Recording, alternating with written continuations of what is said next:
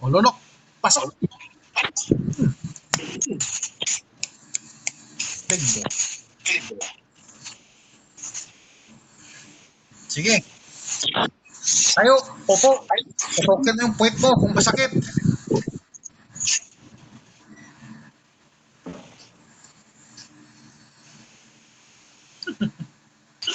Wala po akong nakabuka.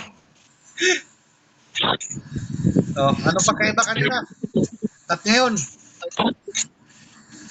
Oh, masakit. Yung masakit ko kasi dito sa ganito pa. yung mga dating masakit, tusukin mo. Wala po akong naramdaman, sir. Nawala. Magaling na po ako, legit po.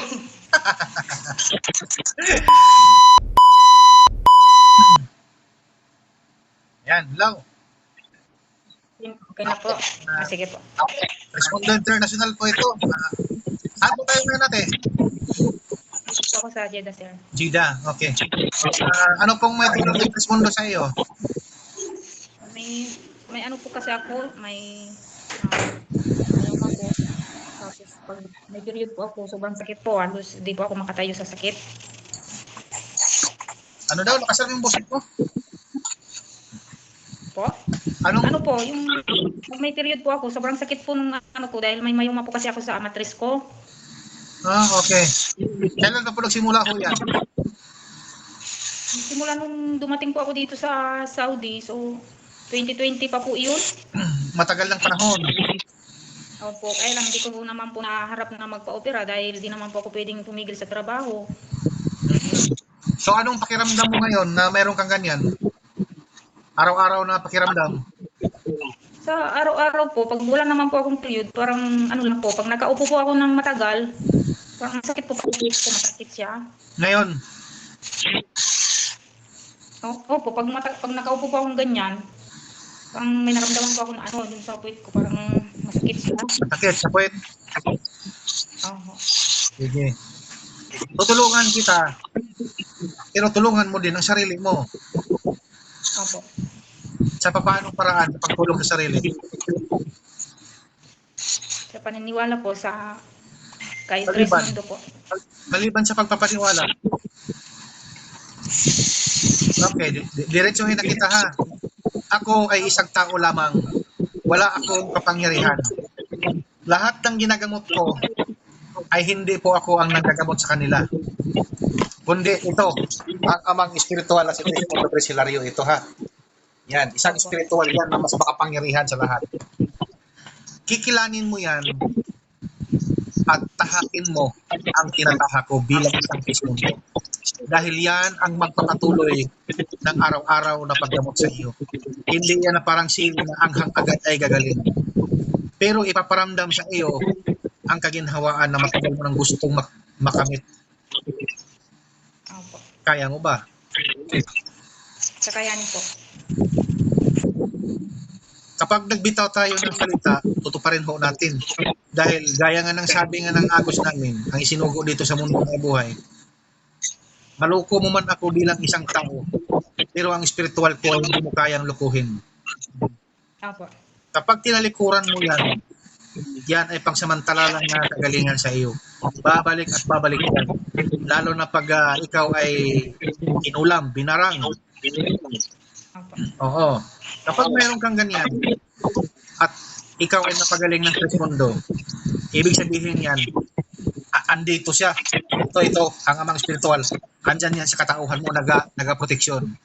Pero kapag niloko mo yan, kakawang yan sa katauhan mo. Pero habang andyan yan, yung nagkulam sa iyo, hindi yan makakapasok sa iyo. Bawat bigkas ng Latin, isang litra nilang Latin na para pang dali sa iyo, 100 times yung balik yan sa kanila. Ngayon, ang hinihintay nila na ikaw ay umalis sa Trismundo. Kapag ikaw ay umalis sa Trismundo at kunwari ka lang, kakawag ang ama sa iyo, aalis yan at babalik yan doon kung saan man siya nanggaling. Kapag nangyari yan, kasi gaya ng sabi ka ako, ang lahat ng karamdaman na binigay sa iyo ng mga mangkulam, ibabalik ko yan sa kanila 100 times pa yan. Kaya Nagagalaiti talaga yan sila na gusto makaganti pero hindi makaganti dahil ikaw ay protektado ng Trismondo. Pero kapag ikaw ay umalis, yun, tuwang-tuwa yan sila. Doon yan sila makakapakita sa'yo. At doon ang pinakamalala na sakit dahil gaganti at gaganti sila hanggang gusto nila. Kaya gaya nga ng sabi ko sa iba, kapag sinasabi mo, tuparin mo. Pero kung mayroon kang pag-alinlangan, huwag kang magbitaw ng salita. Okay. Dahil, gaya nga ng sabi ko sa iyo, tutulungan kita, pero tulungan mo din ang sarili mo. Aanhin ko man yung tulong ko, tapos yung sarili mo hindi mo tinutulungan. Yan yung ibig kong sabihin. Kaya mo ba?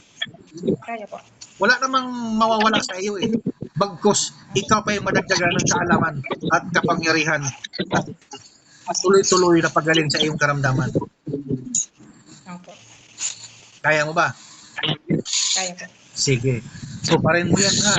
Dahil pag once ay niloko mo lang, nag-upo-upo ka lang para lang ikaw ay gumaling, nagkakamali ka po. Ipaparamdam po sa iyo kagalingan. Pero pag yan ay niloko mo, yan ay pangsamantala lamang at yan ay aalis yan sa iyo.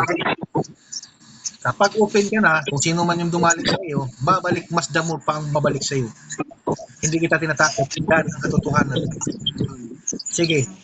Gusto mo ba na mawala yung sakit dyan sa puwet mo ngayon? Opo. Sige. Bigyan mo ako ng isang basong tubig na kaya mong inumin na mainit.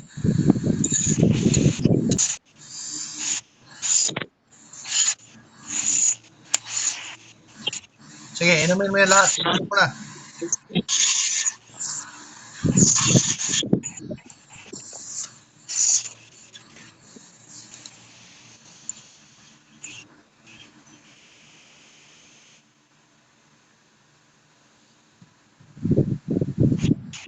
Ah. O, lulok. Pasok. Okay. Hinga ng malalim. Buga. Sige, hinga ng malalim. Tuloy-tuloy.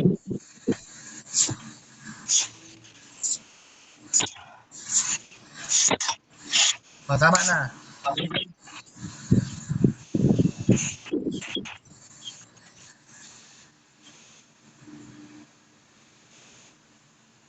Oh, nga. O, lunok. Pasok. Bigbo. Sige. Tayo, popo. Pupokin mo yung puwet mo kung masakit.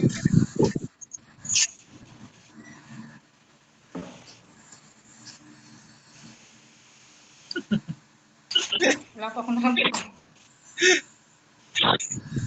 Oh, ano pa kayo ba kanina? At ngayon, Masakit po kasi dito sa ganito pa. yung mga dating masakit, tusukin mo. Wala po akong naramdaman, sir. Nawala. Magaling na po ako, legit po. Yung dating sumasakit mo na kunting galaw, sakit, doon mo ngayon tusukin sa kamay mo. Wala po. Sa may puson ko po, masakit po to pag ano. Pero ngayon, Ganun. Wala na po. oh.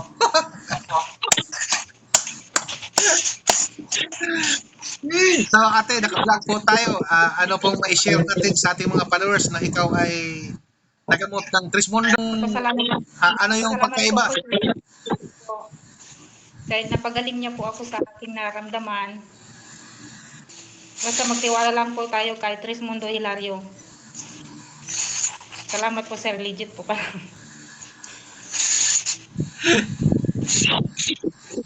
So ayan, ayan mga ka-vlog ko, isang OFW po. Pawis na pawis po ako. Ha? Pawis na pawis po ako. Oh, lalabas at lalabas yan. Tumunog ako ng ano, yung tubig. Parang pakiramdam ko po parang may ano dito sa tiyan ko ba. Parang may naramdaman ko. Parang may, hindi ko maintindihan. May nalunok ako na ano na Oh, ngayon, anong pakiramdam mo ngayon na ikaw ay ginagamot ng Trismondo? saya po. Kasi Kasi po, finally po, napagaling na po ako. Gumaan po yung pakiramdam ko. Kasi tagal-tagal na po akong may sakit na nararamdaman ko. So, salamat po. Tsaga-tsaga lang po talaga.